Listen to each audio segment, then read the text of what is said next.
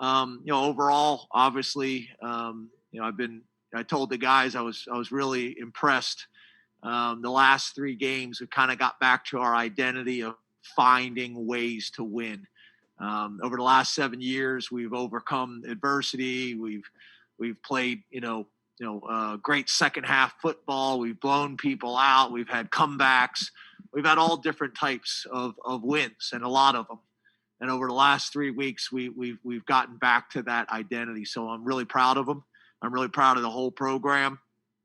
I will say it was emotional for me to watch those seniors at the end of the game. The game was over, and typically those guys get to walk the stadium and high five all the fans, and the fans, a lot of times the fans will stay and show support towards them. So to watch those guys walking around in an empty stadium was emotional for me.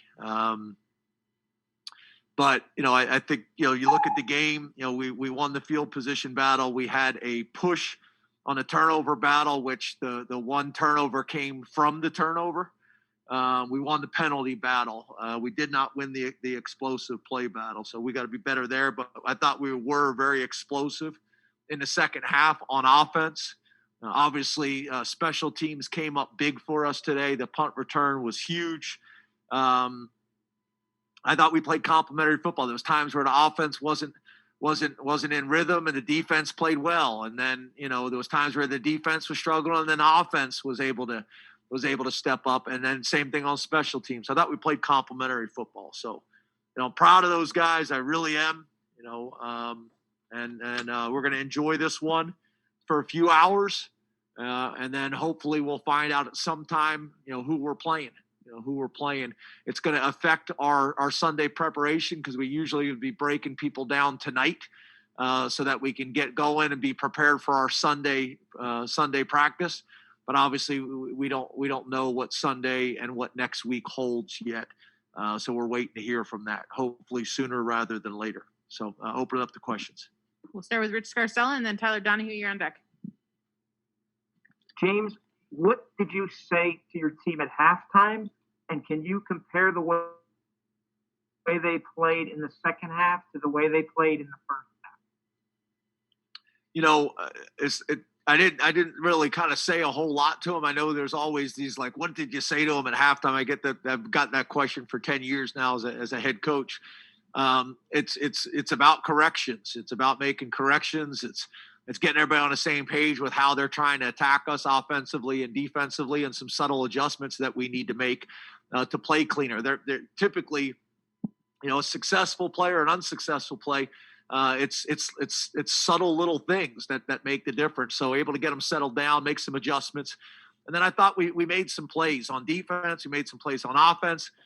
Made some plays on special teams, and you build some momentum and you build some confidence and you go from there. So it's not like I said on the radio show just a few minutes ago. It's not like I set all fireworks in there or anything like that. But we were able to make some adjustments offensively and defensively. The field goal, was big. The punt return was big. We did our job. We kicked the ball a little bit better. We were concerned about their kickoff return guys and their punt return guys. They'd made a bunch of big plays. So us being able to control the kicks, I thought was helpful too. So I just, we played more complementary football in the second half than we did in the first. Tyler Donahue and then Mark Brennan, you're on deck. Hello, James. I wanted to talk about one of those seniors. Hi, Tyler. Hi. I wanted to talk about one of those seniors specifically. Shane Simmons seemed to play one of his best games in a Penn State uniform today. Came in as a heralded 5-star guy. Here he is 5 years later as a backup. Can you talk about kind of the journey you've seen from him and what he did on the field today? And can you lend any insight as to why Jason Oweh was not available? Yeah, so I'm really proud of Shane. He's had a long journey. I've known Shane. Shane visited me, I think, going into his 8th grade year at Vanderbilt. Him and his family came down for a visit. It was either going into his 8th grade year or going into his 9th grade year. I've known the family for a long time. I'm really proud of him. He's done extremely well in school. He's been a huge part of our program over the last 5 years. Jason Owe was unavailable. I don't know if you guys saw the previous week against Rutgers. He had a play where kind of got banged up, so he was unavailable. So all the guys that you didn't see play today, that was the case. They were unavailable based on medical. Our trainers and doctors make those decisions. But it created opportunity for Shane, and Shane did a great job. Got a bunch of reps and played well and was physical, and I'm proud of him. I'm really proud of Shane. I'm a big fan of Shane. I always have been. I always will be, and he's been a great teammate here for the last 5 years. Mark Brennan, Dave Jones, you're on deck. James, you touched on it a little bit, but can you go back to that point in the third quarter where you hold them to a field goal and march down? I know that's kind of the complimentary stuff you're talking about, but how big was that after the way the defense struggled in the second quarter? I agree. I think that was a huge drive right there. Holding them to a field goal there. I think they were first and goal and holding them to a field goal, and then the offense being able to do some things. I think the game could have been different if they score right there. So the fact that we were able to battle and hold them to 3 points right there, and then the offense was able to come out and answer. We kind of started to chip away at their lead.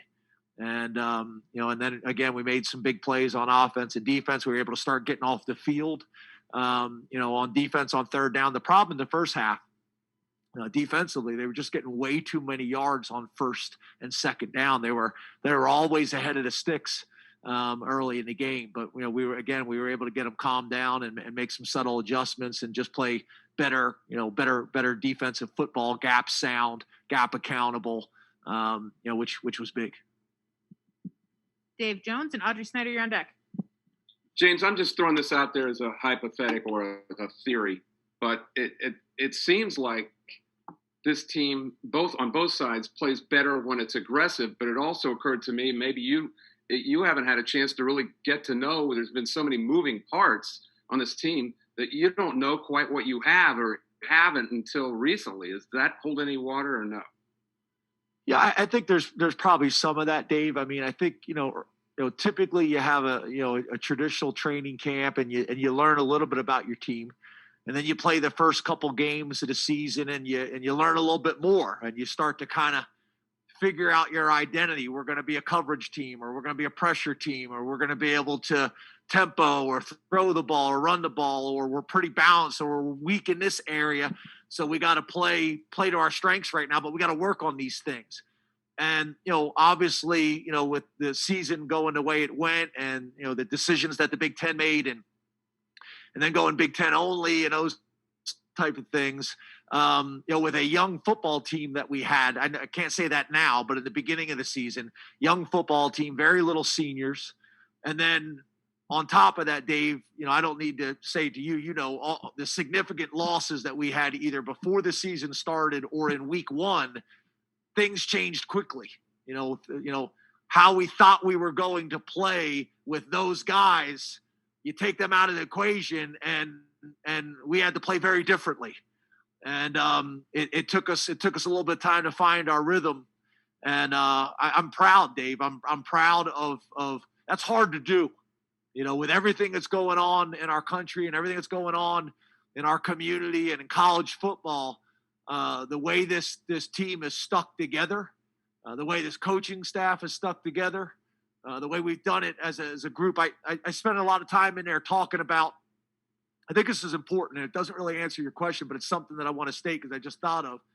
I talked about the managers and the trainers and all the people that have allowed us to practice and run our program, the sacrifices that those people have made, the student trainers, the student managers that have been up here and going through the COVID protocols and not seeing their families. And I told our team, take a moment and thank those people. I think about the developmental squad or the scout team guys. It's hard to do that under normal circumstances.